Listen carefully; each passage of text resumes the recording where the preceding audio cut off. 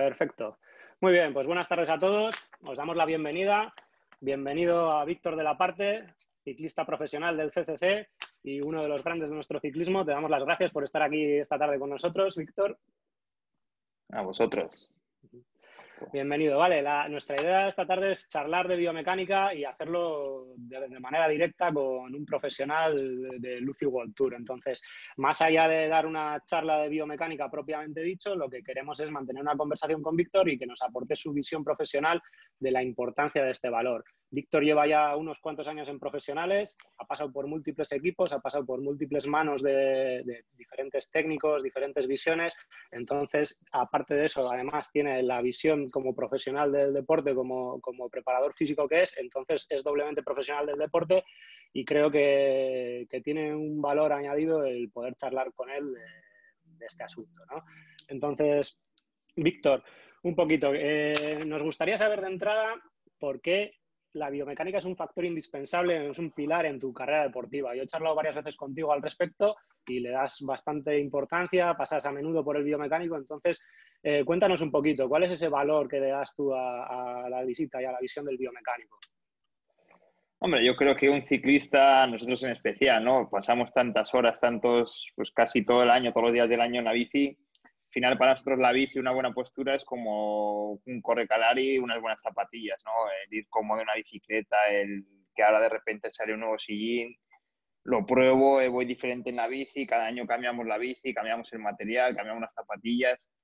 Ya nosotros hemos probado tanto material, tantísimo material, que yo creo que eso es un grado, ¿no? Pues has probado casi todas las bicis del mercado, una geometría diferente. Entonces vas cogiendo una experiencia pues que sabes, ¿no? Cómo vas tú bien, cómo vas cómodo. Y creo que al igual que el entrenamiento, que la nutrición, que el descanso, pues la biomecánica es una parte también súper importante del rendimiento. Y bueno, yo desde siempre pues he sido inquieto, me he preocupado por todo, por el entrenamiento, por la biomecánica, he hablado con especialistas de todo el mundo, los que tenemos en el equipo, contigo, y bueno, vas sacando unas conclusiones con el tiempo que al final pues te llevan eso, a preocuparte, a ver diferente material y diferentes tendencias. Vale, hablabas de rendimiento. La biomecánica muchas veces tiene diferentes pilares. Nos encontramos, sí que es verdad que gran parte de la misma es el buscar el rendimiento y muchas veces sí que nos encontramos en el público general ciclista, no solo en los profesionales, sino a nivel cicloturista, a nivel amateur, con la cosa de que los estudios de biomecánica son para los pros, para ganar rendimiento y demás. Realmente esa visión yo creo que ya ha quedado un poco obsoleta, que la biomecánica se ha abierto un poco a todo el mundo, ¿no? Desde los más profanos del pedal hasta los más profesionales y que nos aporta diferentes visiones, desde el propio rendimiento, pero pasando sobre todo por el ir bien en la bicicleta, el ir cómodos, el rodar sin lesiones o si las hemos tenido, el evitarlas, ¿no? A ti en un primer momento, ¿qué es lo que te hizo acudir al biomecánico por primera vez en tus tiempos? ¿Ya buscar directamente rendimiento o porque tenías lesiones o tenías molestias en la bici? Hombre, yo creo que lo que dices es vital. Ahora mismo cualquier cicloturista pues parece que hasta hace poco, si no se veía, no se gastaba un euro, ¿no? Si no es un tornillo que sea de titanio, no invierto en ello. Creo que estamos concienciados que ahora cualquiera que pedalea más o menos de forma regular tiene conciencia de lo importante que es y bueno, yo creo que nadie duda de ello, ¿no? Y todavía alguno que le cuesta, que prefiere perder 50 gramos en el sillín que ir cómodo o que prevenir alguna lesión. Pero bueno, creo que eso cada vez es más aislado. En mi caso concreto, pues como el de todos, hasta que no te das contra el muro no vas. Y yo creo que lo primero que fue una tendinitis que tuve, la única lesión que tenía en mi vida. Y bueno, ya como sabes, empecé un poco tarde en el ciclismo, no tenía mucho conocimiento y entonces dije, oye, que ponerse aquí en manos de alguno que sepa de esto, que me coloque bien en la bici de una vez y bueno, yo pensaba que digo, wow, esto vengo aquí ahora que me he lesionado una vez y para adelante, pero desde entonces pues cada año vas haciendo tus cosas. Claro, esto también es una visión interesante. Yo recuerdo contigo haber hablado del tema en 2010 de biomecánicas, que sería igual de las primeras visitas que hacías al biomecánico, que me acuerdo que anduviste también con algún tema de alzas, historias o cuñas en las zapatillas y desde entonces has tenido un montón de visitas, ¿no? Yo creo que va quedando poco a poco obsoleto el concepto ese de hacerse un único estudio biomecánico y el biomecánico pasa a ser un poquito también pues como el biomecánico de cabecera del deportista, ¿no? Igual que el deportista tiene un fisio al que va de vez en cuando, una nutricionista que va de vez en cuando, un preparador, pues el biomecánico también acaba siendo alguien que de vez en cuando toca revisar, ¿no? Y pasar un poco revista de cómo está todo puesto, cómo va el ciclista adaptándose y cómo van esos materiales. Sí, al principio sin duda era eso. Yo la primera vez que fui digo, bueno, vengo aquí, apunto las medidas que me den una hoja y esas medidas las voy copiando pues, en el siguiente cuadro y ya está.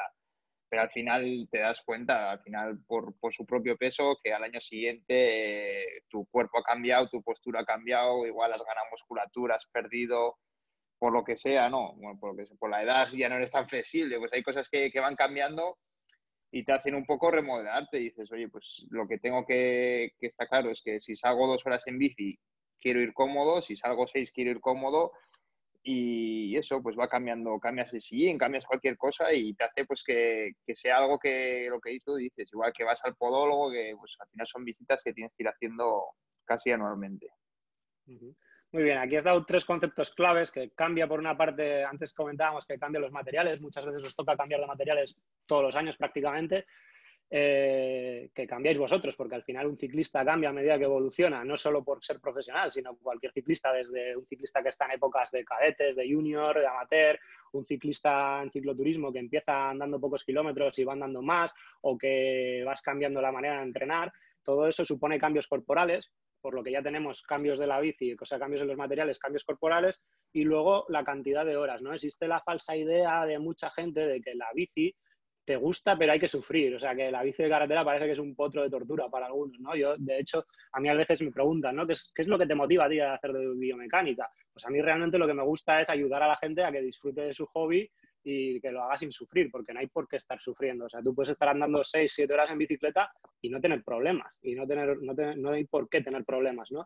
Entonces, una de las preguntas que nos hacen mucho los clientes es si cada vez que cambian de bicicleta hay que revisarse las medidas, ¿no? O sea, tú esto que comentabas de que cuando te haces un primer estudio de biomecánica dices, ya tengo mi papelito con mis medidas y me lo llevo a todas mis futuras bicicletas, ¿no? ¿Cuál es tu visión al respecto? Ya nos la has dejado caer, pero bueno. Sí, bueno, creo que encima nuestro caso es especial, ¿no? Porque cambia el año y llegan nuevos patrocinadores al equipo, de repente no es que yo elija un sillín, que si yo pudiese elegir lo tendría claro, pero oye, te estás forzado a tienes que llevar este sillín, tienes que llevar esta marca de zapatillas. Lo nuestro es algo súper brusco, es esto por imposición, aunque tú tengas los isquiones igual un poco más anchos, tienes que llevar este sillín, que igual no es el mejor para ti. Entonces, eso sin duda, pues tienes que buscar tus trucos. Oye, pues si tengo que llevar esto por narices, vamos a intentar equilibrarlo de aquí. Luego, al final, el objetivo es único, es buscar un poco, en nuestro caso, el equilibrio entre rendimiento y comodidad. No puede ser que yo puedo bajar el manillar 1 centímetro más, pero es posible que en vez de ir agachado, agarrado abajo, tenga que ir agarrado arriba, que va a ser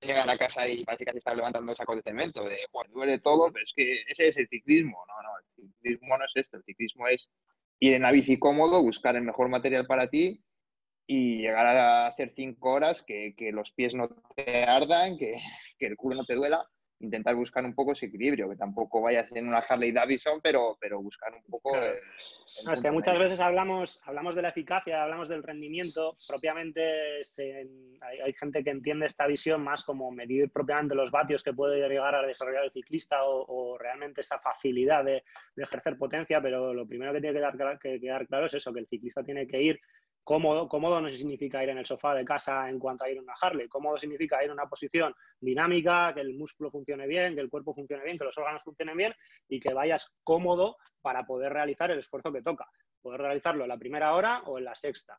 Y sobre todo tener claro que, claro, dependiendo de cómo me ponga de agresivo, pues igual no voy tan cómodo, igual estoy buscando unos vatios X que resulta que no los estoy dando porque estoy metido en el pelotón más de la mitad de la jornada de la carrera y luego cuando realmente tengo que aprovecharme de esa postura no lo puedo hacer, ¿no? Entonces realmente esa posición tiene que estar bien estudiada para que luego rinda cuando tiene que rendir.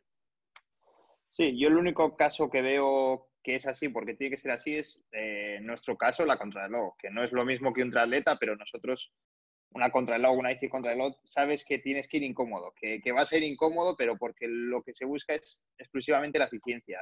Va a ser un esfuerzo de 40 minutos, de media hora, Y ahí sí que realmente, pues 5 vatios de un lado, de llevar el cuello aquí, que son posturas que ahí sí que estás entrando 1 hora y te duele todo, pero es el único caso que veo que puedes decir, no, es que aquí voy incómodo y llegas a caer, vale, es la contrarreloj, ya está. Pero lo demás se trata de ir cómodo y que llegues a hacer las 5 horas, tu musculatura no se resienta y puedas disfrutar de ello. Y hablando, Víctor, de materiales, como estábamos hablando, tú que eres especialista en cambios en diferentes tipos de materiales, ¿cuál dirías que son los más problemáticos a la hora de cambiar? O sea, cuando tienes que cambiar de cuadro, de sillín, de zapatillas, de casco, ¿cuál dirías que es lo que más problema te da a la hora de volver a tener que ajustar, que acostumbrarte a ese nuevo material? Hombre, para nosotros sin duda el punto clave son las zapatillas. De hecho, muchos equipos se ven forzados, ¿no?, a llevar una marca de zapatillas porque es un sponsor, porque reciben tanto dinero de ahí. Y es, creo que, el punto más crítico para los ciclistas. El pie es algo que es muy individual, uno tiene la horma estrecha, el otro la tiene ancha y bueno, nosotros tenemos medio suerte que te pueden llegar a customizar ese calzado, pero es el punto más crítico. Después viene el sillín también, y eso que, bueno, los equipos normalmente les dan una marca y esa marca tiene igual 8 gamas de sillín, pero es un punto también un poco personal. Luego, tema de casco, todo esto, al final es, oye, que te haga que sea más cómodo, más incómodo, pero a todo eso te acostumbras. El tema ese de, pues eso, el contacto con los pies, con la bici, yo creo que es un poco más delicado.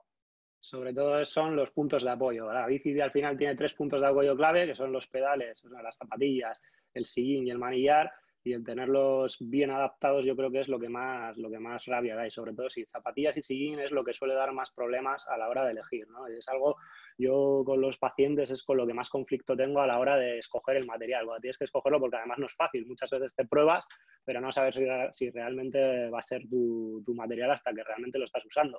Y dices, bueno, ya parece que me encaja, no me encaja. Con el tema de los pies, pues hay muchos problemas. La verdad es que uno de los problemas que más a menudo se ven son el dolor de pie, dolor en la zona metatarsal, sensación de quemazón, de que el pie arde. Este tipo de problemas es muy habitual y suele tener mucho que ver, aparte de con las calas, con la propia construcción del calzado. El elegir un calzado que es excesivamente estrecho, que tiene una horma estrecha, que te aprieta los metas, esto ya de por sí es algo bastante conflictivo. Y luego el que la cala vaya mejor o peor ajustada, o la construcción de la zapatilla. En tu caso, muchas veces también hemos tenido problemas con, pues, que la horma o tienes una zapatilla con la que vas cómodo, pero luego lo que es la suela tiene una construcción, una estructura que tiene ciertas cuñas o cambia la estructura de la zapatilla y hay que volver a trucarla, digamos, para ponerla bien alineada, ¿no, Víctor? Sí, esto es. Al final yo tengo una preferencia de marca de zapatillas y si puedo no me muevo. Al final este año me he tenido que mover porque son imposiciones que te llega un sponsor, tienes que llevarlo y ya está. Pero sí que es verdad que de un modelo a otro pues es un cambio brutal. Aunque no tenga esa cuña ya lo notas, pero luego, claro, pues ese modelo que en concreto a mí me gustaba, pues sí que tiene un poco de cuña, cambias, parece que se te meten las rodillas hacia adentro. Intentas hacer 1000 trucos, plantillas, lo que sea, pero no llegas a... Puede pasar medio año y sabes que no tienes la misma sensación que con tus zapatillas originales. Sillines. Con el sillín y con la badana, ¿también notáis este tipo de diferencias? Aparte propiamente del sillín, claro, cambiáis también la marca de ropa, cambiáis los tejidos. ¿Esto también llega a ser notable en este uso de rozaduras, dolores en el periné? Sí, el sillín es muy conflictivo y eso, al final la dureza de un sillín, del otro sillín, es muy conflictivo. Yo no soy mucho de darle vueltas al tema de las medidas, pero ciclistas o compañeros que son sibaritas de esto del milímetro, yo he visto casos, cambias el sillín, de repente uno pues parece que te levanta medio centímetro, ya estás loco con la medida del cuadro, joder, yo llevaba esta, pero es que este sillín me levanta tanto, este sillín me apoyo más atrás que el otro. El sillín para mí es muy personal también. Luego la dureza. Yo hubo un año, recuerdo, que justo el primer año que pasé a Movistar, me pusieron un sillín y era durísimo. Y joder, yo notaba, aparte la badana no era tan gordita, igual como estamos acostumbrados.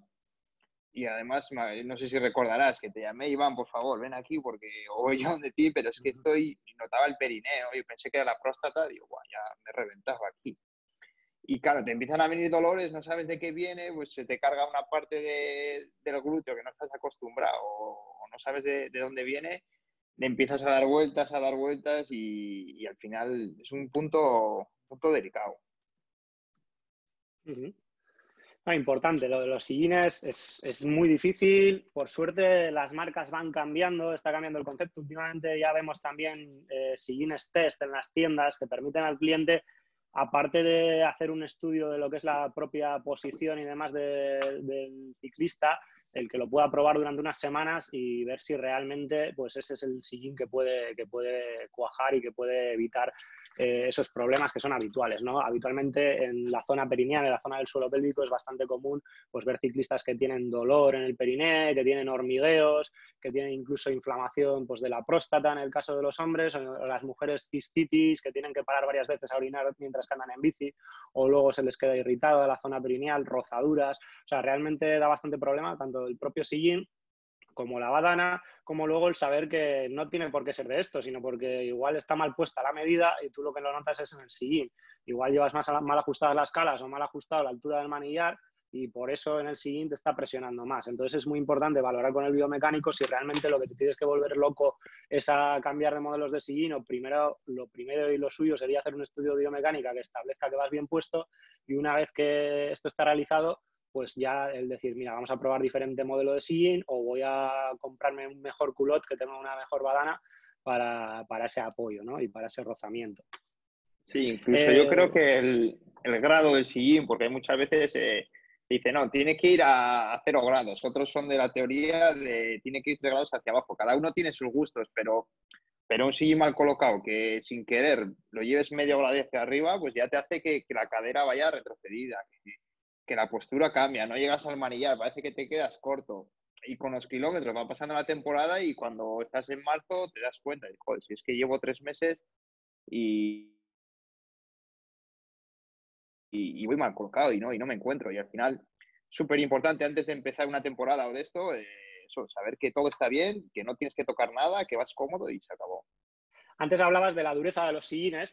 Es bastante común en sillines y sobre todo si el sillín es antiprostático o tiene agujero, que vaya poco a poco perdiendo su dureza y perdiendo altura. Entonces, muchas veces si hemos hecho el ajuste al estreno de ese sillín, luego no es nada raro que la altura que antes teníamos, pues esa altura, si ya con el dedo nosotros lo podemos deformar, solo haciendo una fuerza de 3 o 4 kilos, pues si subimos nuestro cuerpo y ponemos todo nuestro peso sobre ese sillín se deforma considerablemente, se hunde, se clava más sobre las superficies y al final perdemos altura y encima nos está generando mayores puntos de presión, por lo que es importante valorar bien la vida útil del sillín y considerar si hay que hacer algún ajuste o incluso el cambio, ¿no? Hay veces que igual con subirlo 1 o 2 milímetros para compensar si es que simplemente está un poco blando o si realmente se está deformando más de un lado que de otro porque pedaleamos torcidos.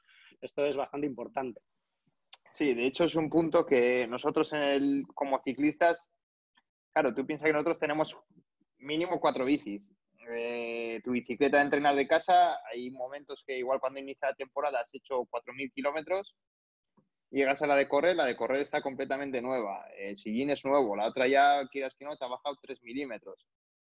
Entonces va pasando la temporada, usas más la de correr, pero de repente, pues ahora te traen una de discos, es nueva otra vez, la de repuesto es nueva. Y cada sillín pues tiene su, que quieras que no, pero es una diferencia de milímetros.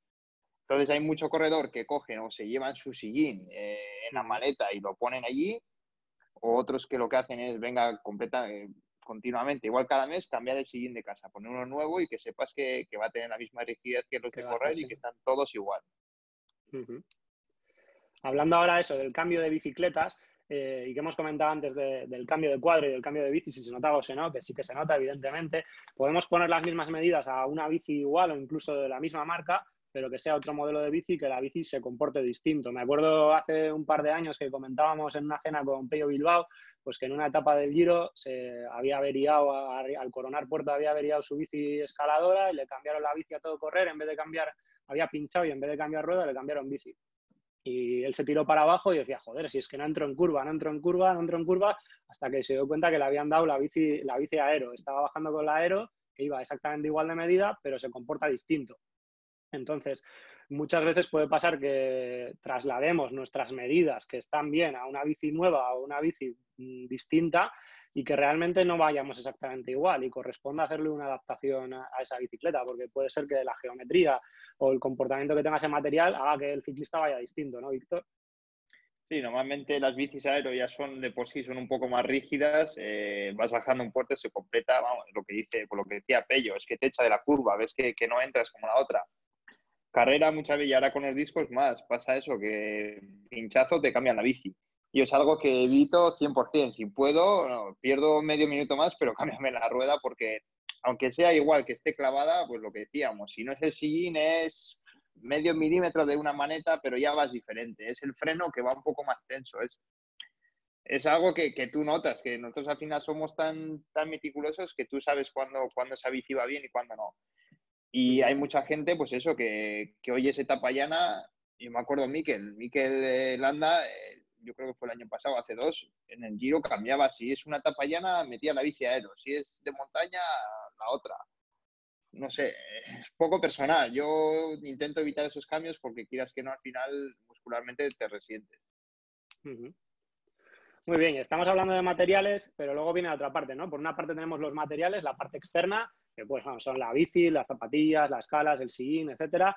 Y luego viene la parte del propio ciclista, la parte de realmente cuando hacemos un estudio de biomecánica, el estudio de biomecánica consiste en estudiar cómo el ciclista se adapta a su bici y la bici al ciclista. O sea, es un conjunto de dos en el que tenemos que adaptar la máquina al ciclista, pero a la vez hay que hacer al ciclista adaptarse bien al aparato que va a usar, porque realmente una bici requiere de unas ciertas características físicas y hay que saber ponerse en ella, ¿no?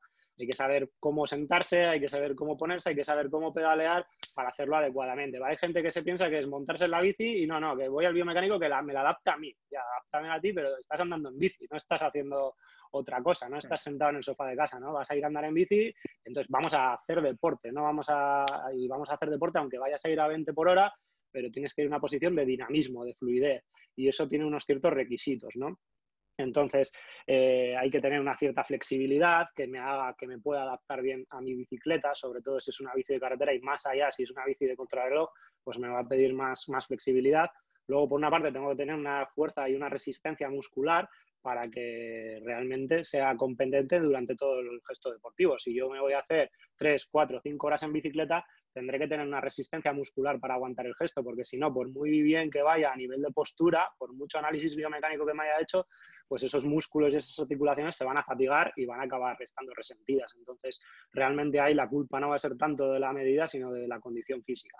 Y luego del propio control motor del ciclista, ¿no? De cómo el ciclista ejecuta su gesto deportivo. En este aspecto, Víctor, ¿tú te has notado mucha evolución a nivel de cómo ha cambiado tu manera de montar en bici, cómo ha cambiado tu desarrollo a nivel de la pedalada y demás? Ha cambiado mucho, pero yo creo que en todo el pelotón. Mira, hace poco, la última carrera que hemos hecho, la de Dubái, venía hablando yo con el mecánico de Froome, ¿no? Y me decía, ¿ya te acuerdas que Froome otros años se le veía y siempre iba en la bici, que se movía, que... Sí. Y me dice, mira, está lesionado, le ves andando y dices, no puede andar en bici jamás, porque cojea, y le ves en la bici y va más tieso que nunca, ¿no? Y es porque dice que mientras está lesionado se dedicaba a hacer core, a entrenar todo un poco el control postural, y es mucho más consciente en la bici. Le ves ahora y no tiene nada que ver a lo que era antes. Entonces, hace años pues no se le daba importancia. Hubo una época que eras tú el que te tenías que adaptar a la bici. Oye, está en la bici, si quieres te cambio la potencia, pero esto es lo que hay. Luego se pasó a lo que dices tú, la bici se adapta a ti, tampoco es eso, porque no, al final es una bici, no va a ser el sofá. Entonces, hay que buscar el punto medio que llegues a un equilibrio, a un control, una posición que es la tuya e intentes adaptarte. Al final, pues eso va cambiando. Cuando hace años, biela lo más larga posible, la postura, el sillín alto, siempre se tendía a ponerlo alto. De repente hubo un cambio que yo creo que fue también introducido por Sky. De repente, joder, veías a los corredores de Sky en la tele y todo el mundo decía, es que van bajos, van todos bajos en el sillín. Ahora les ves y ya no parece que van bajos porque vamos todos así. Se ha cambiado y realmente llegó un momento que vas al biomecánico y dice, no, vamos a probar a bajarlo 1,5 centímetros. Pues, ¿cómo estás? ¿Cómo dices esa burrada si siempre he ido así? No, vamos a probar. lo bajas 1,5 cm y ves que vas cómodo. Este es uno... A ver, que te pierdo. ¿Me oyes, Víctor? Sí, sí, sí. Ahora. Sí, este es uno de los debates que hemos tenido bastante los biomecánicos con el tema de la altura del sillín. Y es que, bueno, antes efectivamente se tendía a ir muy alto de sillín, con el manillar muy bajo y muy largo y unas posiciones muy, muy estiradas, ¿no? Realmente al final llevas todo el sistema muscular en tensión y realmente lo piensas y es que te cuesta llegar a los pedales. O sea, para cuando llegas a llevar el pedal abajo del todo, ya has gastado la energía en llegar abajo, no en transmitir realmente la potencia. Entonces yo creo que a raíz de aparecer más herramientas de medición, tipo los potenciómetros, acelerómetros, giroscopios que captan realmente la aceleración que hay en la pedalada, se veía que si realmente esa altura de sillín va muy alta, pues está habiendo una deceleración en la pedalada que para cuando llegas abajo ha perdido realmente transmisión de potencia. Entonces sí que es verdad que, y es algo con lo que cuesta debatir, a la gente cuando le bajas el sillín cuesta convencerles. En cambio parece que para arriba vas como cuando eres niño, ¿no? Que te llevan el sillín para arriba y que estás creciendo, pero ir para abajo Pues no si mola. creces. Sí, ir para Sí, abajo yo no creo mola. que fue un cambio de tendencia que para mí ha sido lo más radical que, pues eso, de siempre ir un poquito. Yo me acuerdo que ahora voy 2 cm más bajo de lo que iba. Y la biela antes lleva 75, llevo 72,5. Y son cambios que antes era ir en la bici lo más radical posible, lo que dices tú, estirado, el manillar abajo, que no te dé el aire. Pero ahora con esos elementos de medición que tenéis, vas al biomecánico, te pone el retro y lo estás viendo al momento. Y no, es que con los mismos vatios vas a doble velocidad así, porque puedes ejercer más fuerza, porque puedes aguantar 5 horas, puedes respirar. Claro, al ir más bajo vas más estable en el sillín, más 1000 veces más cómodo. Bajas un puerto, controlas la bici el doble, se controla mucho más, el punto de gravedad, todo. Y son cambios que ha ido evolucionando y yo creo que es todo por eso, cuando vas a biomecánicos que lo ves al momento, estás viendo en la pantalla que hostia, algo va mal. Hablabas de core antes y también a nivel de pedalada, ¿cómo dirías tú, cómo definirías, si te tengo que preguntar, Víctor, ¿cómo es una buena pedalada en la bicicleta? ¿Qué definirías tú de cómo hay que darle a los pedales en bici? ¿Me escuchas ahí? Sí. Sí. Yo creo que una pedalada, lógicamente, tiene que ser lo más eficiente posible. Intentar aprovechar todas las fuerzas de todo el ciclo del pedal, que no haya punto muerto, pero sobre todo, pues eso, que puedas ser capaz de resistir así 6 horas o 5 horas. Antes se hacía mucho la pedalada a pistón, que decían los argentinos, ¿no? Bajar y subir. Pero bueno, yo creo que hay que buscar un poco el equilibrio ese, que sea una pedala redonda y que aproveches pues cuando una pierna está bajando, la otra sube, pues aprovechar todas las fuerzas. Esto sí que se ve pues, en lo que es el público más cicloturista. Muchas veces lo que observamos es que sobre todo no tienen ni control de la pedalada, ¿no? A la gente le preguntas a ver cómo pedalea y no te lo sabe ni definir, ¿no? No lo sabe decir, oh, pues no lo sé. Empiezas a hacer un poquito de ejercicios de propioceptivos o de sensibilidad, de, a ver, pedaleame con una, con otra, pedalea de una manera o de otra, y la gente se empieza a dar cuenta que tiene dos piernas. Y dice, ay, vale, puedo disociar, puedo pedalear de diferentes maneras. Muchas veces nos montamos en la bici y venga, a dar pedales. Y realmente una de las cosas más importantes en el desarrollo del ciclista es afinar a nivel neuromotriz el que el cerebro sepa pedalear. O sea, lo que tenemos que hacer es programar nuestro software de pedaleo a nivel mental para enseñarle al cerebro a usar bien sus músculos y que sepan ejecutar bien el gesto ciclístico, tanto a nivel de los pedales como a nivel de cómo tiene que ir el tronco estabilizado en el sillín para poder transmitir esa potencia hacia los pedales, ¿no? Y llevar esa potencia descendente y luego ir completando ese ciclo en el que completas la pedalada ya de una manera más redondeada, pero sobre todo identificando cuáles son los puntos de apoyo, quién está apretando en cada momento, entonces acompañando el pedal de arriba hacia abajo, una vez que ha llegado abajo recuperando esa pierna y no dejándola, no pedaleando a golpes o pedaleando sin saber disociar, pedaleando un poco a nivel ladrillo, ¿no? Que esto nos pasa muchas veces, que la gente no tiene disociado bien izquierda, derecha y el gesto del pedaleo. Yo creo que es algo que ahora mismo que estamos reventando los rodillos. Nosotros antes solíamos hacer mucho el entrenamiento de invierno, lo que tú dices, esa propiocepción, ¿no? Montarte al rodillo, ponerte una potencia de 190 vatios o 150, hacerlos con la pierna derecha, quitar la cala de la izquierda y solo con la derecha. Luego coges y haces al revés. Y dices, joder, parece que es otro cuerpo, que no soy yo mismo. Con una pierna estoy moviendo 190 vatios fácil, con la otra no soy capaz, ¿qué pasa aquí, no? Y te das cuenta de todos los ciclos del pedal. Ahora, si hago un más circular, soy capaz de hacer un pedalero redondo. Si voy a trompicones, veo que no muevo, que no recupero la musculatura. Y se trata de eso, de reprogramar la centralita y oye, hay que hacer así.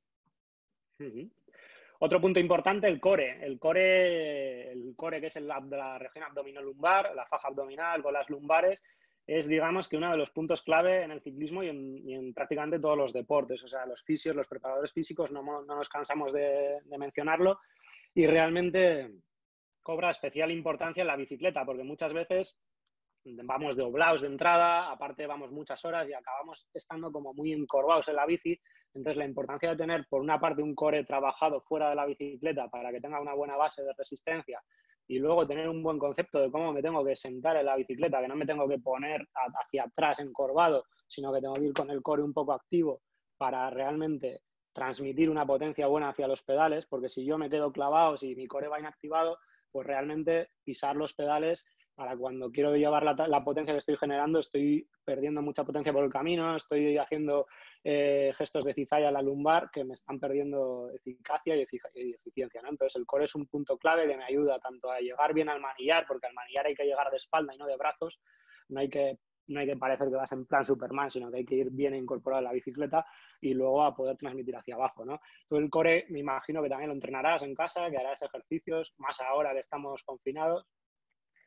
Sí, yo creo que el core se puso, yo creo que llegó al ciclismo como hace 5 o 6 años así, y ya desde las concentraciones de equipo es antes de desayunar 1 hora de core, después de entrenar otra de core.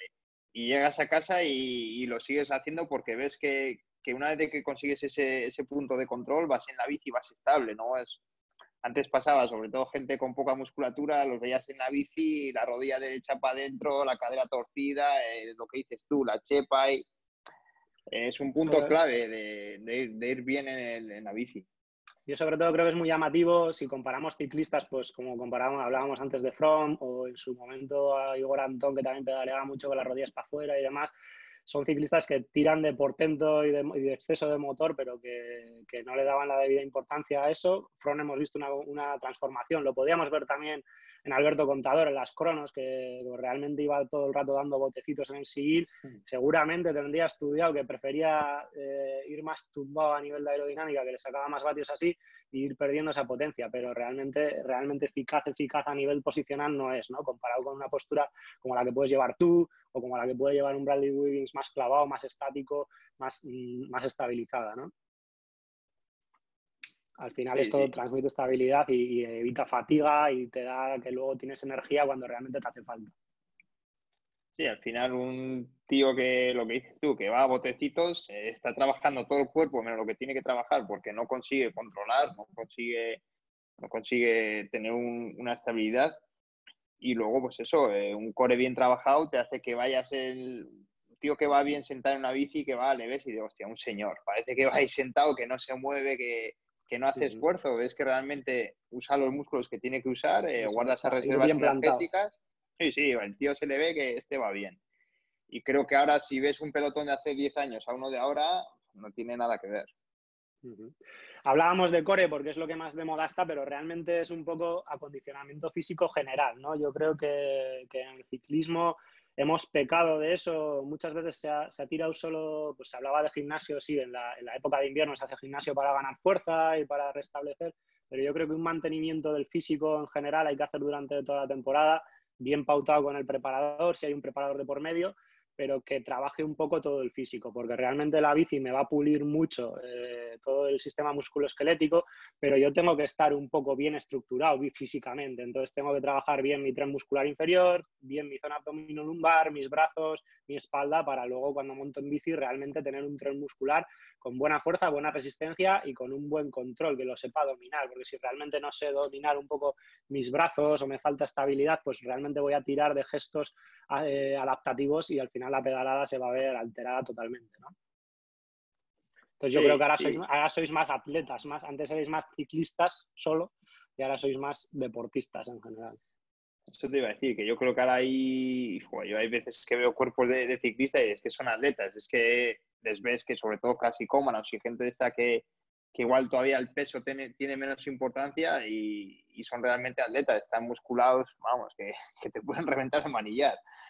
Sin embargo, todavía los escaladores igual siguen pecando un poquito, pero aún así ya se ve que no es la dinámica de antes. Y a nivel de molestias y así, Víctor, ¿tú de dónde sueles acusar más a lo largo de la temporada zonas que te den más guerra a nivel del exceso de horas en la bici o de problemas? Yo tengo la suerte que soy muy flexible, que tengo una musculatura muy agradecida y bueno, me adapto a casi todo, pero sí que es verdad que van pasando los meses. Depende mucho también igual con la bici que lleves, sí, un poco la geometría.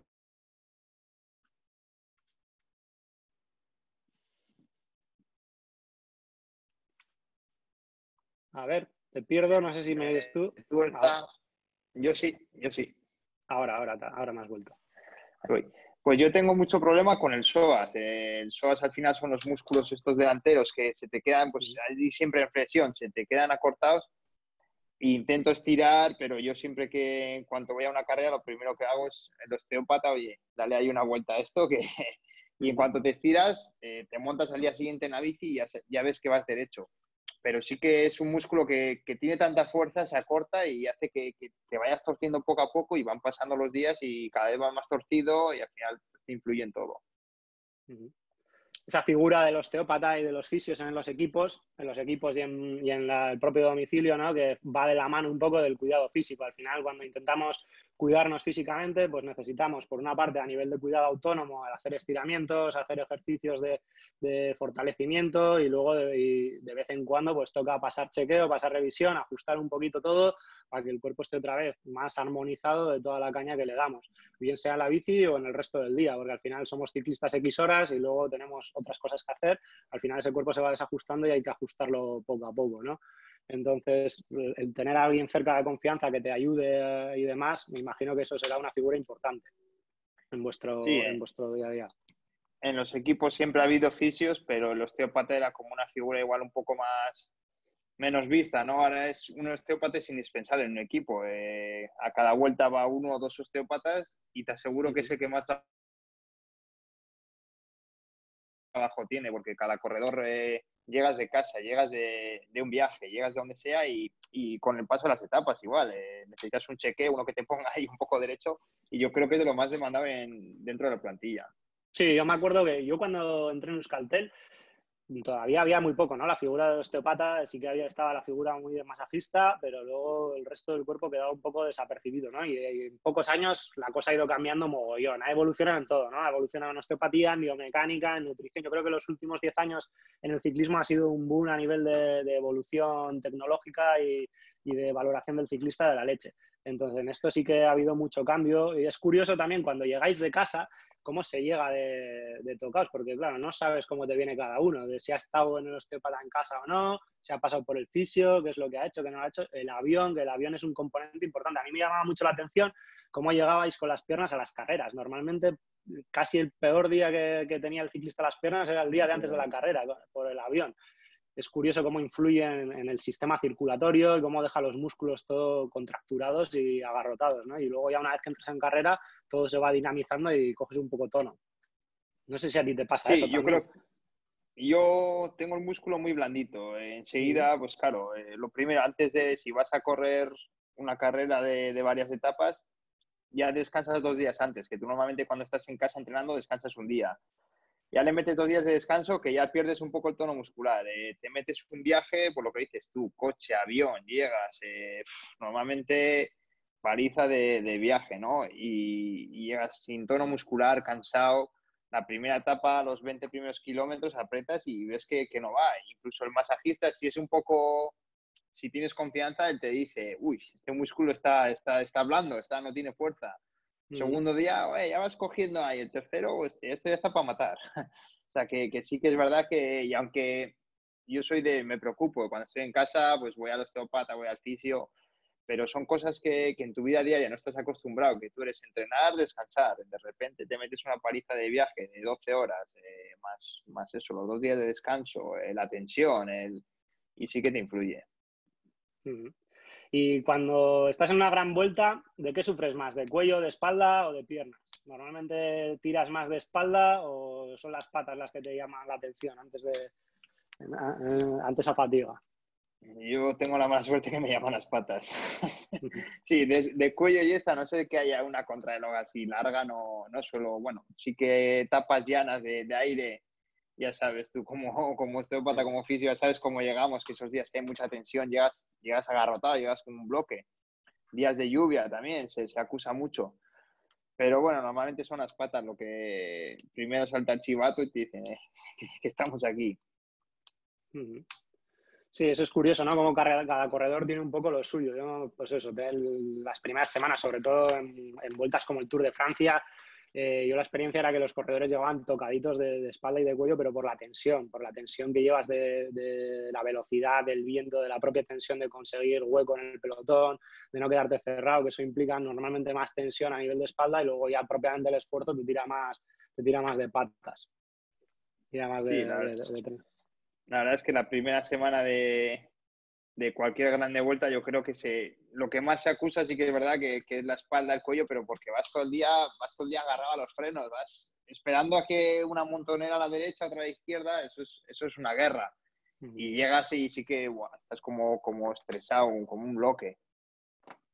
Yo me acuerdo de haber estado en el Tour de 2010, me parece que fue, para el segundo día de carrera. Se nos habían caído 8 de los 9 ciclistas y alguno varias veces. Entonces, son situaciones para los que no lo habéis vivido de dentro que son bastante estresantes. Ir a un giro, ir a un tour o una vuelta y que para el segundo día de carrera se te haya caído el 90% del equipo y tengas a todos los corredores vendados, con heridas. Esto es un factor también bastante importante porque aquí, si no estamos en competición, estamos acostumbrados a rodar y ruedas más o menos a gusto si vas en tu bici, pero el ciclista de competición tiene otro factor, que son las caídas, que muchas veces te caes, te magullas y tienes que seguir corriendo. Esa herida duele, esa herida tira, esa herida lleva puesto encima además vendajes, historias que te obliga también a pedalear con ello y tienes que pedalear 200 kilómetros y otros 200 y otros 200 con, pues que vas magullado, ¿no? Eso va generando al final cambios y al final tienes que tener ahí tú primero ese tesón de seguir pedaleando y luego un equipo médico y un equipo de fisios que te vuelven a reajustar cuando llegas porque lo que igual hubiese tardado en desajustarse en casa en una posición normal pues 2 meses, aquí cada día llega reventado al hotel. Sí, yo creo que tengo el recuerdo del primer giro que hice, la primera etapa, llegué a meta y dije, esto, ¿esto qué es? ¿No? Dice, he librado, estoy aquí, no sé ni cómo estoy, pero llevo 3 meses entrenando en altitud, volviéndome loco, estando fino, llegas aquí y no me he matado de milagro. Llega la segunda etapa, lo mismo, y yo decía, esto es imposible, acabar un giro es imposible. Luego se van calmando las fuerzas, la gente se relaja, pero eso es una guerra. Entonces, como te caes, si tienes suerte, pues te caes encima de alguno. Si tienes mala suerte, te dan por detrás y te comes hierro. Y llegas al hotel y como encima ya estés en la bici y no tengas la confianza de que en el hotel tienes a alguien que me va a salvar, que digas, joder, tengo ahí alguien tengo confianza al 100% que me va a dejar más o menos, que voy a poder descansar. Pero incluso se ven casos de ciclistas que tienen que recurrir al osteópata de otro equipo, al médico de otro equipo y echarme aquí una mano que estoy reventado. Y al final llegas tú a una grande vuelta que se está preparando con todo el mimo, toda la ilusión, te caes en la primera semana que ya no puedes descansar, se te va acumulando, coges 2 kilos de la retención del golpe, se te va acumulando todo y es eso, la cabeza ya te hace clic y se acabó. Esto que acabas de decir del peso es algo muy llamativo y algo que pasa prácticamente siempre. O sea, caéis y al día siguiente kilo y pico más para la saca de la retención inflamatoria. Es algo muy Sí, llamativo, sí, sí. sí, yo sabes que aunque caigas y no te hayas hecho nada, que dices, no tiene nada, este tío, pero sabes que al día siguiente te vas a levantar, tienes 2 kilos más y aunque hayas descansado bien, pero ese día estás lastrado, estás eliminado ya. Sí, sí. Y joder, esto de recurrir y a mí también me ha pasado. Yo en varias ocasiones he tenido que tratar a corredores de otros equipos, entre otros a Sabanel, le tuve que tratar también una vez durante el Tour, que es curioso, pero en aquella época, pues Quick Step llevaba osteópata, pero en vez de tenerlo en carrera, pues les iba el fin de semana. Pero claro, de fin de semana en fin de semana te has tragado una semana entera que tienes que estar sobreviviendo. Eso hablando de equipos como Quick Step, que son equipos grandes. Pero bueno, al final esos conceptos por suerte han ido cambiando y ya pues el osteópata te acompaña durante toda la carrera, ¿no? Como debe ser, porque cualquier día es día de guerra. Sí, sí. Sí, y eso se ve siempre, ¿eh? De corredores que le ves que van a donde otro equipo. Imagínate la confianza que tienes que tener y sabes Sí, que el estar ahí, aunque sean 10 minutos, que es clave para la recuperación de ese día. sí, sí. Y Víctor, antes nos hablabas de la bici de crono, que es una bici exigente. ¿Te requiere un trabajo especial para adaptarte a ella? ¿Sueles darle importancia durante la temporada o eres de los que llega a la crono con la bici sin haber tocado con la cabra? Pues yo era de los que llegaba y no la había tocado nunca.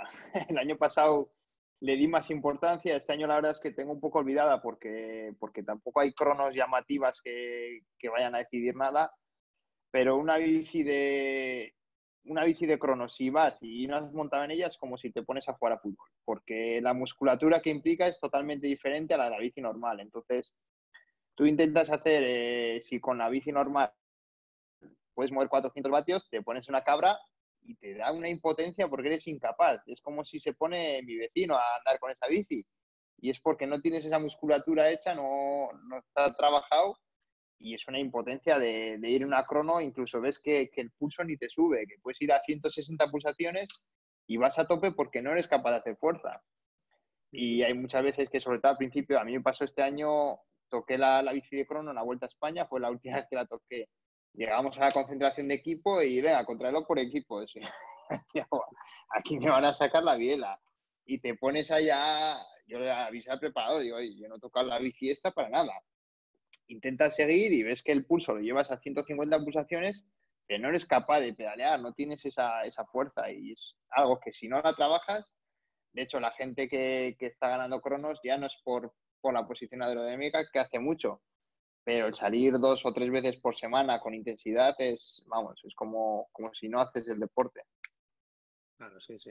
No, y son bicis que están puestas eso, para realmente ganarle al aire y ganarle a la eficacia aerodinámica y la eficacia mecánica, pero hay que tener muy buena adaptación. Luego hay que diferenciar también si estamos hablando de ciclismo o si estamos hablando de triatlón, porque pues como hablábamos, al final en ciclismo estamos para dar cronos que son relativamente cortas y explosivas y luego vas a llegar al hotel y tienes a alguien en que te va a echar un cable para readaptarte a esa posición.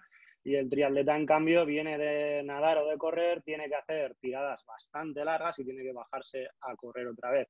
Entonces, realmente tampoco podemos tomar, los triatletas no pueden tomar demasiado como referencia la posición agresiva de un ciclista porque realmente seguramente te lleve a tener mayores problemas, ¿no? Un ciclista tiene esa posición estudiada para sacarle la mayor efectividad aerodinámica y tiene en cuenta que va a estar poco tiempo y que luego le va a ayudar a alguien a recuperarse. Y aún así, lo que dice Víctor, que si no estás bien adaptado, casi le sacas menos rendimiento, ¿no? Normalmente nosotros también solemos hablando con los triatletas que las bicis de crono y las bicis de tri son para ir rápido en la bicicleta y tienes que estar hecho a ellos, pero si vas a hacer rodajes de otro tipo, no merece la pena ir con la bici de contrarreloj, merece más ir con la bici de ruta.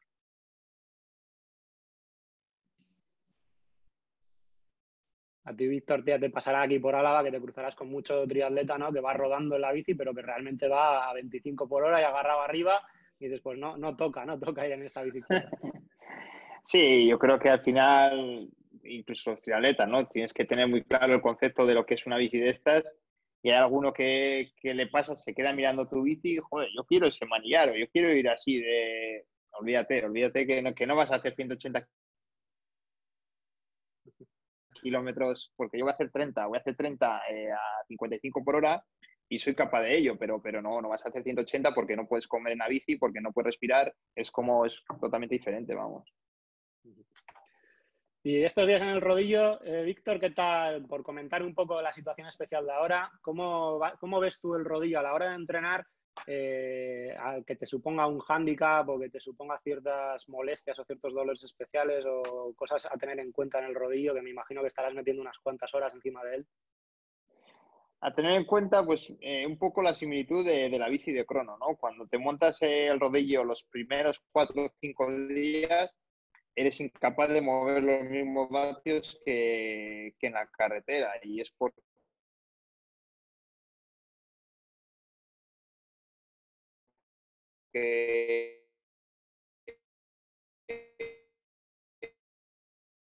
quieras que aquí en el rodillo nulo, son 6 más y te deja mucha más fatiga. Entonces hay que tener mucho tiento cuando se entrena con el rodillo porque es muy fácil sobrecargarse, sobreentrenarse. Tienen que ser entrenamientos más específicos, trabajar una horita y media y se acabó. Muy bien. Y ya por ir cerrando y abrir un poco preguntas para vosotros, para que participéis también, por resumir, ¿cómo has visto en estos 10 últimos años de evolución biomecánica a nivel de tecnología, de avance, de proceso en la biomecánica? ¿Tú cómo lo has vivido? ¿Cómo has vivido ese cambio de lo que se entendía por biomecánica hace 10 años a lo que se entiende hoy en día por biomecánica? Yo creo que ha sido un cambio muy bonito, ¿no? Ahora llega una concentración de diciembre, vienen todos los sponsors, todas las marcas, han hecho 1000 pruebas en el túnel del viento, están con nosotros, te preguntan a ver cómo va más cómodo, tienen plantillas para medir las fuerzas, traen su impresora en 3 dimensiones, oye, este corredor necesita esto. Es algo mucho más milimétrico, mucho más de laboratorio y al final pues hace que en el mercado tengamos material muchísimo más cómodo, mucho más ligero y yo creo que un poco el abanico abierto pues al sector femenino, al sector masculino, al alto rendimiento, hay un poco más abanico que lo que había antes. La verdad es que hemos crecido gracias a la tecnología y al avance de la ingeniería y de la fusión entre ingeniería, biomedicina y todo, ha permitido pues, que durante estos años hayamos obtenido pues, mucho más material, ¿no? Como hemos comentado en el transcurso de esta temporada, nosotros mismos también hemos incorporado aparatos de electromiografía que te permiten monitorizar la actividad de cada músculo, porque sí, tú ves en el potenciómetro cuánta potencia haces o si la haces desequilibrada, pero no sabes qué músculo es el que está fallando. Ahora ya disponemos de herramientas en las que podemos ir a buscar y monitorizar cualquier músculo del cuerpo y decir, a ver, quiero ver qué actividad me está dando este en concreto durante la pedalada y lo quiero ver aquí y lo estás viendo mientras que estás pedaleando, haces un cambio y lo ves al momento y lo vuelves a valorar. Ahora mismo también estamos esperando a que nos llegue, hablabas de presiones y tal, nosotros también acabamos de encargar un material para medir presiones en el sillín y en las plantillas para poder valorar pues cómo se apoya el ciclista, cómo está haciendo bien el apoyo, si se adapta bien en el sillín, si la zapatilla le está presionando de una manera o de otra, si la fuerza está llegando. O sea, realmente la tecnología en ese aspecto ha evolucionado un montón y el conocimiento que hay pues está a favor vuestro total, ¿no? Tanto vuestro como del público general.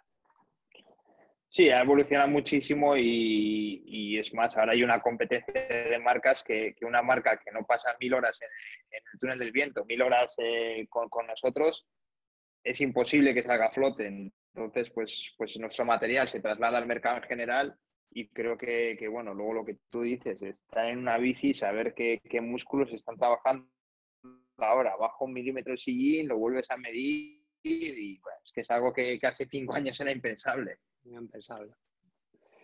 Muy bien, pues muchas gracias, Víctor. Vamos a proceder ahora a colaborar un poco entre todos, ¿vale? Abrimos un poco, os abro micros, tenemos también el chat por si vamos, se puede levantar mano, creo que hay opción de pedir turno por aquí y vamos hablando, ¿vale? Os activo a todos el micro. Tenéis que, aparte de que os haya activado, tenéis que autorizar vosotros la apertura del micro, ¿vale?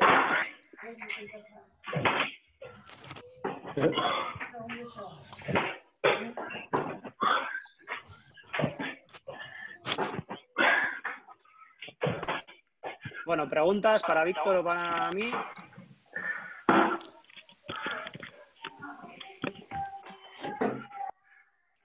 A ver, tenemos a quien levantó la mano. Pachi. Buenas. A ver, yo tengo la duda de las calas. Siempre lo he tenido. Un biomecánico te pone las calas, te hace el dibujito de cuando para cambiar a la siguiente, pero luego no queda bien exactamente. ¿Tenemos que volver otra vez al biomecánico? Pues por darte la respuesta más correcta, sí. O sea, esto es algo, mira, lo que pasa con los dibujos de las calas es que al final tú dibujas el perfil, pero aparte de que no es exactamente del todo fiable, luego muchas veces en el último apriete esa cala se te gira, sobre todo en el plano horizontal, se gira, se rota y muchas veces tú desde fuera sigues viendo que el perfil, sigues viendo el perímetro, pero la cala no está igual. A nada que se haya movido un poquito, no está igual. Entonces, nosotros ya de entrada a nuestros clientes les ofrecemos ese servicio de cambio de calas, pues porque vemos que es muy fácil meter la gamba. Si tienes un goniómetro de calas en el que puedes poner una plantilla y valorar con un goniómetro, valorar el giro y luego con un calibre valorar la distancia hacia la parte delantera y hacia la parte medial, entonces se te podría enseñar a hacerlo tú. Pero con el tema del perímetro yo no lo haría. Realmente tenemos bastante comprobado que falla. Vale, gracias. ¿Más preguntas por ahí?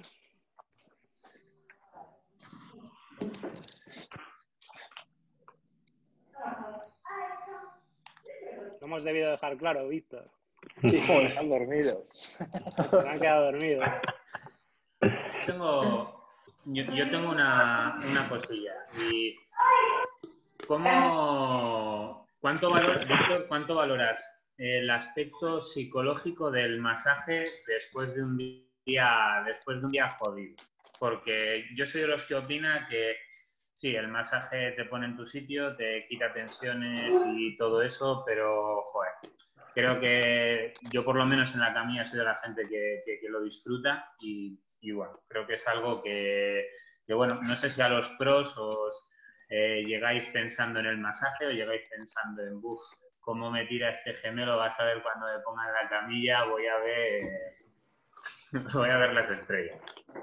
No, nosotros hay que tener en cuenta que el masaje que se da en competición no es un masaje agresivo, ni mucho menos. Se trata de recuperar el músculo y en cuanto dices, pues hay muchas veces que te levantas y estás ya pensando en el masaje de la tarde, ¿no? Estás toda la etapa sufriendo y te vas así allá al masaje porque aparte de lo que te pueda recuperar muscularmente, el masajista es normalmente tu persona de confianza, te sientas, te tomas en la camilla, le cuentas ese cabrón que casi te tira, la caída que ha habido ahí, un poco pues es la relación esa de tu amigo, ¿no? Te desahogas, ellos te escuchan y aparte pues bueno, tiene las ventajas de un masaje muscular.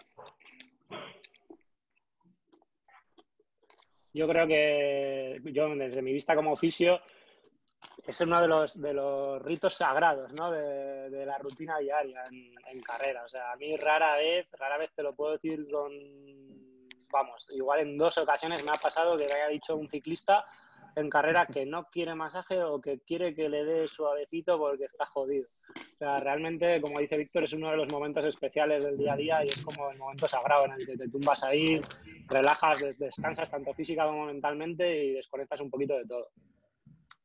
También es verdad que hay que estar entrenado para ello. O sea, los ciclistas profesionales están entrenados, tienen el organismo entrenado a recibir terapia, a recibir fisioterapia todos los días, que tampoco es fácil, porque cualquiera de vosotros que haya ido al fisio, al osteópata, sabe que normalmente después del fisio pues estás unos días que te notas un poco raro.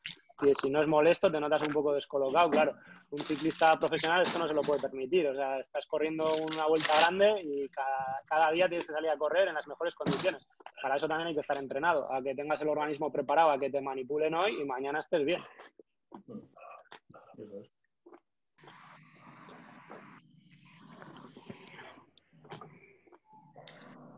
¿Más preguntas por ahí? Alguno no se atreve, sí. Iván. Yo tengo una preguntilla. Muy buenas. ¿Sí? ¿Me veis? Muy buenas. John. Sí, soy John. Vale. Que estoy aquí a vueltas con el tema de la próstata. Antes habéis estado hablando del tema del sillín, que pues, incluso las calas que pueden afectar. Y pues un poco por curiosidad, si en el pelotón internacional, si se dan casos de ciclistas con prostatitis crónicas o dolores del suelo pélvico crónico, si lo saben llevar o si pueden, vaya. Yo tengo una experiencia que creo que sea de las peores que he tenido en la bici. Iván lo sabe, un dolor, bueno, que comentaba antes, ¿no? Empecé con dolores, con molestias y yo estaba obsesionado con que era la próstata, ¿no? Yo creo que ya iba a mear cada 20 minutos solamente pensando que era la próstata. Y casualidad que justo me tenía que ir al Teide, tenía una concentración en altura con el equipo y claro, vas al Teide, estás ahí solo, que no hay nadie, venga a darle vueltas a la cabeza. Joder, voy a ir a entrenar mañana 5 horas si tengo la próstata reventada.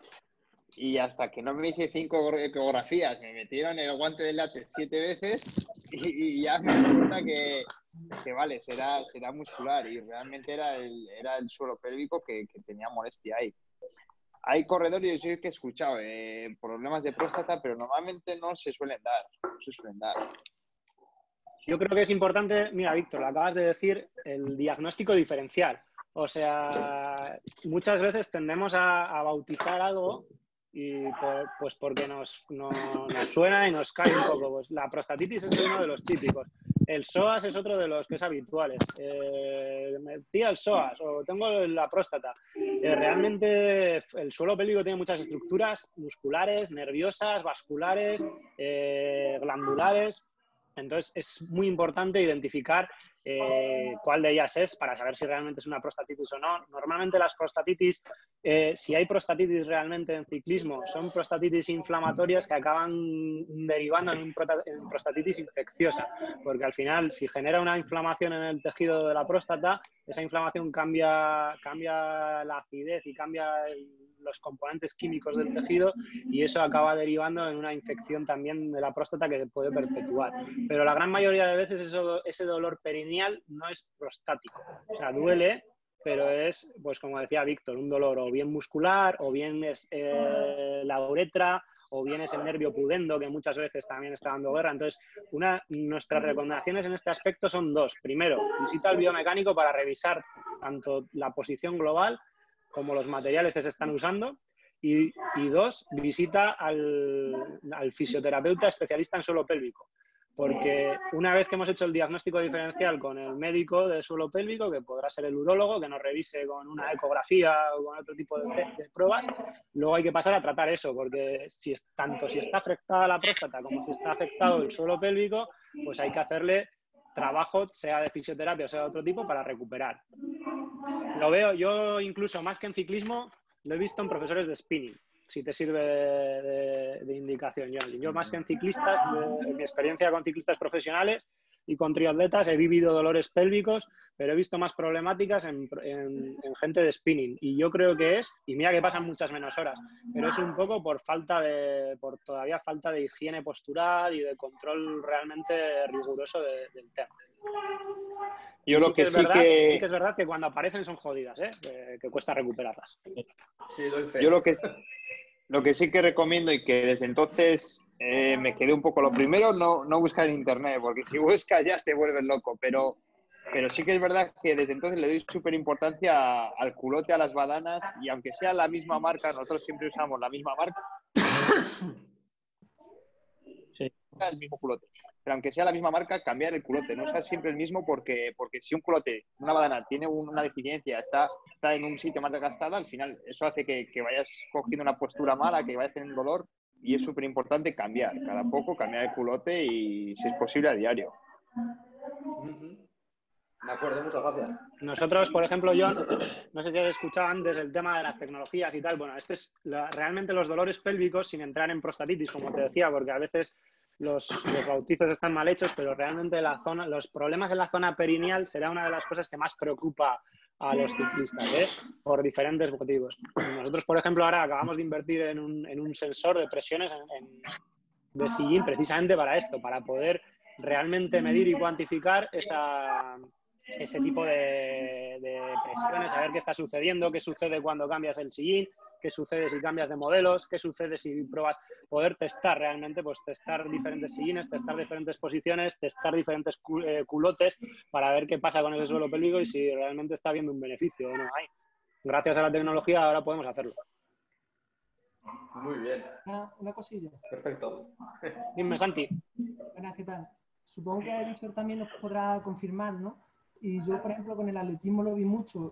Y la gente que se dedica al alto nivel, pues, sobre todo los deportistas, al tener un poco como a disposición del deportista bastantes cosas como tecnología, herramientas o el mismo material que pueden ir renovando, quizá la lesión es menos frecuente encontrarlas en ellos y vemos más una lesión frecuente en una amateur porque utilizar o no ha hecho la biomecánica o utiliza un culote durante todo el año, es decir que los componentes ahí también van a jugar un gran papel en ese aspecto, ¿no?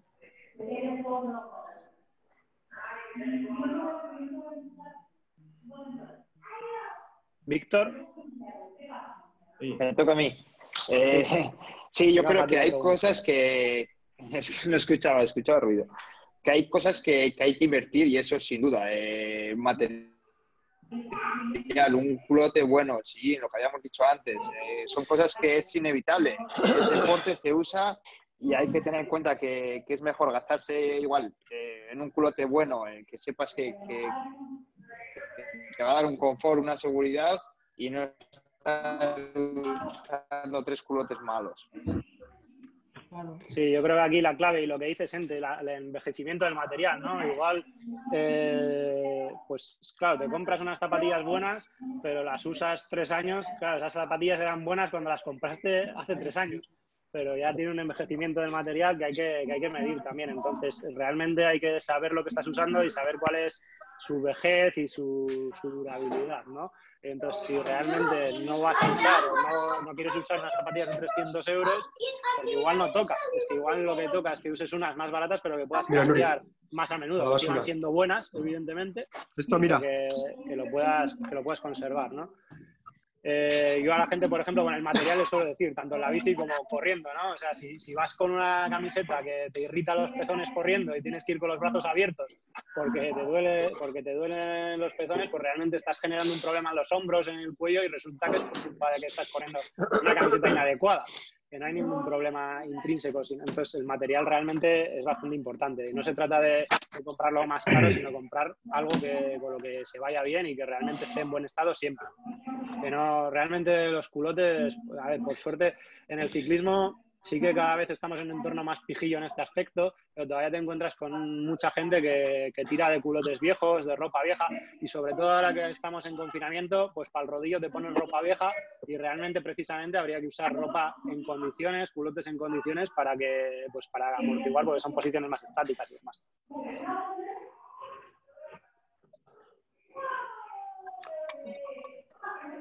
¿Alguna pregunta más? Sí, yo, que había levantado la mano. Sí, habéis hablado casi todo el rato, o por lo que he entendido, de bici carretera. ¿Recomendáis igualmente en la misma proporción hacerlo para bici de montaña? ¿O ahí cambia la cosa? Respondo yo si te parece, Víctor. Bueno, yo creo que la bici de montaña, no soy muy practicante, pero se invierte menos horas que en la bici de carretera. Es una postura menos agresiva que la bici de carretera, pero hay que tenerlo siempre que hagas ciclismo. La importancia del culote es la misma, la importancia de ir bien posicionado en la bici de monte es mucho más fácil caerse que en la bici de carretera. Buscar un punto de gravedad concreto. Yo creo que la postura en la bici de montaña es igual de importante que en la de carretera. Yo creo que aquí, por completar un poco la respuesta junto con Víctor, sí, es muy importante, o sea, sigue siendo importante. Sí que es verdad que, como decía Víctor, no es tan estática, pero la bici de carretera tiene una peculiaridad, que se pasan muchas horas y muchas horas en una posición muy fija, porque aunque la manillar es bastante versátil y te puedes agarrar en diferentes puntos, pero vas bastante estático. En cambio, el monte, pues normalmente no se está tanto tiempo, bueno, hay gente que hace tiradas largas, pero bueno, son más dinámicas, porque te mueves sobre ella, cambias de posición y demás, pero siempre, ahora yo ya a todo el mundo le recomiendo hacerse biomecánica, o sea, puede haber, tenemos ya diferentes servicios, más complejos, más simples, dependiendo del tipo de ciclista y de ciclismo que practique, pero el pasar por las manos de un biomecánico y que te haga una valoración para que ya, si vas a hacer deporte con regularidad, lo hagas bien, eso sí. Y luego, claro, en función a cuánto vayas a andar en bici, pues ya irá el resto, ¿no? Pero un buen traje y una posición correcta y una manera de andar en bici correcta, eso es indispensable. Es que básicamente, a partir de bueno, ahora hace días que no, o sea, hace relativamente poco que practico ciclismo, y ahora encima todo esto del confinamiento me ha pillado en gallumbos y no tenía ni rodillo ni hostias, y estoy pensando en que para cuando nos dejen salir, ¿no? Pero a la mínima que me paso de un tiempo encima de la bici, me repercute mucho a nivel cervical, dolor de cabeza y tal. Entonces, era algo que ya empezaba a tener en mente, por eso cuando pusiste Sí, pues eso, lo suyo es súper importante, ya te digo, y tiene doble clave. O sea, una es ajustar bien la medida y otra es ajustarte, sobre todo en ciclistas que pueden ser más nobles, como es tu caso, es muy importante aprender a ejecutar bien el gesto, porque no vale de cualquier manera. Entonces está bien que el biomecánico te explique cómo tienes que hacer para que te vayas haciendo realmente a ir bien, porque si aprendes, como voy a hacer poco, pues voy, ya, claro, que lo estás aprendiendo mal. Entonces el camino se te va a hacer duro y es probable que lo dejes. Sí, gracias. ¿Alguna pregunta más? Voy a hacerle yo un segundo. Voy a hacer una pregunta a Javi Prieto, aprovechando el cambio de disciplina de carretera a monte. Javi Prieto, de Pedales Solidarios. Bueno, en los años anteriores ha hecho Everesting en carretera, le gusta el ultrafondo y le hemos tenido haciendo alguna prueba de Everesting en carretera, y este año se está cambiando de modalidad para prepararse a mountain bike y también va a hacer alguna prueba de ultrafondo en monte. Entonces, Javi, ¿cuál ha sido tu visión sobre esto? Porque también has pasado por consulta, hemos estado debatiendo sobre la adaptación a la bici, pues para que nos des un poco tu visión. Bueno, lo primero de todo es que, aunque no lo parezca, hay que tener confianza y fe en tu biomecánico. Porque, bueno, Iván os puede decir, yo salí con la bici nueva hice la biomecánica con la bici de carretera porque el primer Everesting me tuve que bajar por problemas de espalda. De hecho, los problemas fueron tan graves como que se me empezaba a nublar hasta la vista, dejaba de ver la línea de la carretera y, bueno, creo que fue un buen momento para bajarme de la bici, aprovechando que iba subiendo y que iba despacito. Al año siguiente, pues con la bici de carretera fue genial, pero claro, vista la experiencia y eso, pues llevo la de monte. Bueno, pues en la de monte fueron algunos cambios, entre ellos la potencia. El primer día que fui con la potencia más corta, le dije a Iván, Iván, no sé qué has hecho, no hay nada en su sitio. Yo ya había salido con la bici un par de veces y dije, joder, Iván, esto no está nada en su sitio. Pero yo creo que la biomecánica es básica, aunque, es decir, es básica para todos. Al final, la cantidad de recursos que tenemos para dedicarle a la bici son limitados y creo que van a depender mucho de las horas y la intensidad que le vayamos a dedicar. Pero si le vamos a dedicar o muchas horas o vamos a hacer mucha intensidad, es algo básico. No solo por un tema de rendimiento, sino ya por un tema de salud. Yo lo he notado, es decir, yo lo he notado mucho. Y todo a nivel positivo.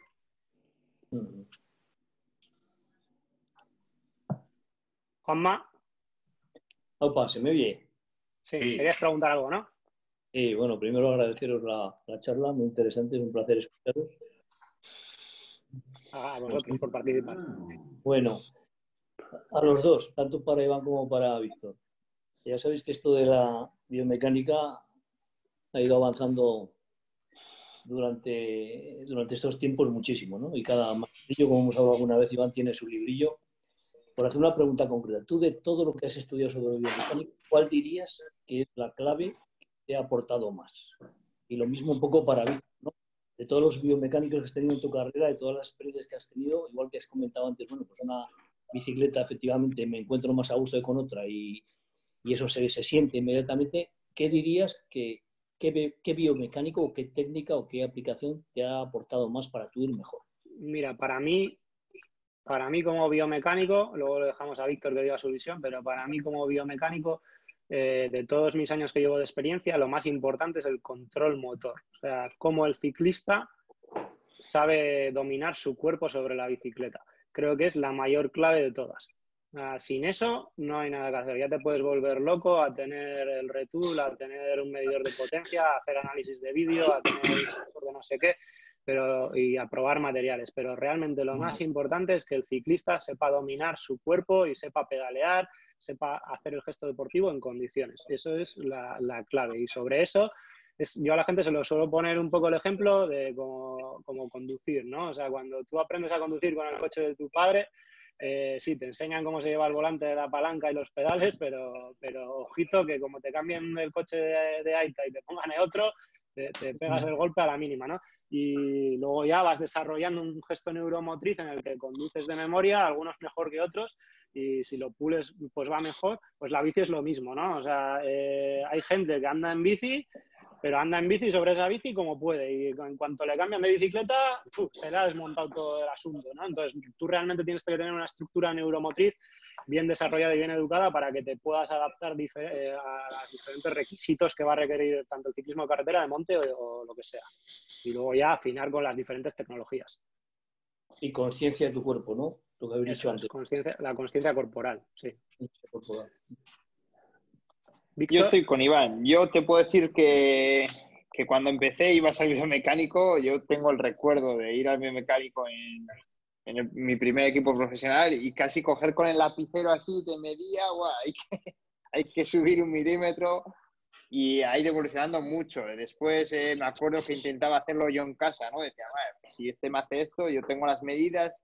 Después llegas a la conclusión que un biomecánico es un profesional como otro cualquiera, y cuando tienes un problema hay que acudir a él, dejarte de roles de casa, de intentar hacerlo tú, porque lo único que vas a hacer es quedarte sin dormir 3 días, ir a la calle, estar incómodo.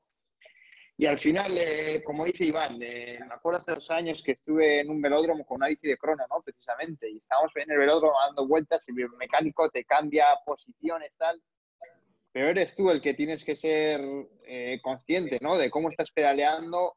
Y yo me acuerdo cuando llegó el momento que vale, dije, acabé, eso se hacen 3 vueltas, te cambian la postura, a ver cómo vas más rápido, ¿no? Y cuando hice las 3 vueltas acabé y le dije, esa es la posición. Ahí es cuando más rápido voy. Lo comprobé en el ordenador y dijo, ¿cómo es posible que por 4 centésimos más rápido y tú mismo has sido capaz de... Y es algo que los profesionales yo creo que tenemos casi todo, ¿no? Que ya son tantas horas, tú sabes cuándo vas bien y es el ser capaz de controlar, ¿no? De controlar esa postura, de controlar esa bici.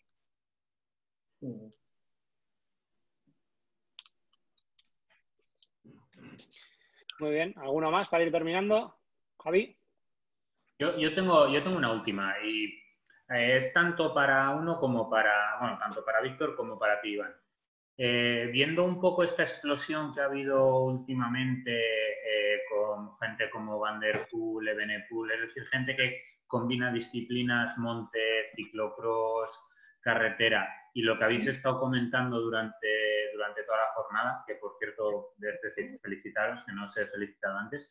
Oye, ¿cómo decir? ¿Veis un buen complemento para la bici de monte, la bici de carretera, y para la bici de carretera, la bici de monte y la de ciclocross, en el sentido de ser más atleta y menos ciclista? Yo lo primero que te digo, que los que has nombrado son superhéroes. Tienes Van der Poel, Evenepoel, que se pone a hacer parapente mañana y lo hacen bien. Pero yo sin duda creo que está muy bien, ¿no? En invierno, al final estamos todo el año en la carretera, que lo que decía Iván es mucho más estático, estás quieto, al final te haces tonto. Vas a caminar por la calle, te doblas un tobillo y te rompes, porque no sabes, ¿no? Tu cuerpo no está hecho más que al gesto de coger la mountain bike, tienes que guardar más el equilibrio, tienes que soltar una piedra, pues te da una cierta destreza que no tienes en la carretera. El ciclocross lo mismo, coges unas habilidades, te toca bajarte la bici, correr. Es complementar un poco lo que es nuestro deporte de día a día, que es muy monótono, o sea, es muy estático. Yo creo que sí, que hablando de complementariedad, para el organismo, sin duda alguna, es mejor complementar, y luego ya entra en juego 2 cosas. El riesgo, que es un pilar fundamental, entonces cuanto más te aproximas a un objetivo, más hay que valorar los riesgos que tienen esos deportes complementarios, y la especificidad, ¿no? Hay veces que cuando estás ya cerca de un pico de forma, tienes que valorarlo con el preparador físico, con el fisio y demás, hasta qué punto es distinto el gesto deportivo y los músculos los vas a trabajar diferente. Entonces, fuera de picos de forma, yo creo que es muy bueno siempre y cuando el riesgo sea asumible y si una lesión no te vaya a condicionar el resto de la temporada. Y ya cerca de los picos de forma ya habría que discutir, sobre todo pues porque igual estás entrenando un músculo de una manera que no toca en ese momento. Okay. ¿Alguno más? Sí, yo tengo una duda. Sí, ¿Se me así es. escucha bien? Sí. Sí, es un caso particular. Mira, a ver si me puedes dar una pista. Yo tengo molestias a nivel de, no sé si es psoas o inserción del cuádriceps, que ya tenía antes de empezar andar en bici. O sea, yo también soy novel. Y se me han acentuado un poco. Entonces, claro, yo tenía pensado describí en su momento pues una sesión de biomecánica, pero claro, ahora estoy pensando, no sé si me conviene más verlo en una sesión, digamos, normal de fisioterapia o directamente hacerlo en una de biomecánica. Si el problema estaba de antes, lo primero sería hacer una valoración de fisioesteopatía, ¿vale? Esto es algo importante, saber conocer si los problemas que tiene el ciclista son problemas que surgen en la bici o problemas que ya existen con la persona y que la bici pues se agudizan. Y esto es bastante común, ¿vale? Hay gente que tiene problemas que vienen de fuera de la bicicleta y que la bici pues por A o por B los manifiesta, ¿vale? Entonces, en tu caso que ya lo tienes, hay gente que no lo sabe, porque hay gente que no lo había identificado, pero en tu caso lo tienes identificado de antes, entonces evidentemente hay que hacer las dos cosas, porque si vas a andar en bici hay que asegurar que cuando andes en bici hagas bien para no hacerle mal a la zona de la ingle, pero luego también habría que valorar un poco qué es lo que le pasa, porque realmente esa zona que te molesta a ti, que es bastante común hoy en día, es bastante antiguamente y ahora, o sea, se sigue hablando mucho de psoas o de cuádriceps, pero bueno, ya se va viendo cada vez más que la gente que tiene de manera repetitiva problemas en esa zona, pues que puede ir asociado también a un problema articular, que puede haber un pinzamiento articular o un pinzamiento de tejidos blandos, un problema de choque, un problema de labrum. Entonces empiezas a hablar ya de diagnóstico, que hace falta un poquito de diagnóstico diferencial y luego hace falta ya pues enfocar eso, decir, pues ¿qué vamos a hacer? Vamos a hacer un tratamiento fuera de bici y aparte, si vamos a andar en bici, vamos a poner la bici también en orden para que vaya bien. O sea, el hecho de que tengas ese problema no te tiene que limitar a andar en bici, pero sí que hay que valorarlo tanto fuera como dentro. Vale, de acuerdo. Muchas gracias. Nada. Muy bien, pues si os parece, chicos, si nadie tiene más preguntas o si alguno tiene alguna última hora que la haga, y si no, pues vamos dando por finalizada la charla. ¿Alguno quiere hacer alguna otra aportación? Bueno, pues como no hay nadie... Aplaudir, sí. Muchas gracias a Víctor por habernos dedicado este rato. Gracias a vosotros por haber asistido, ¿vale?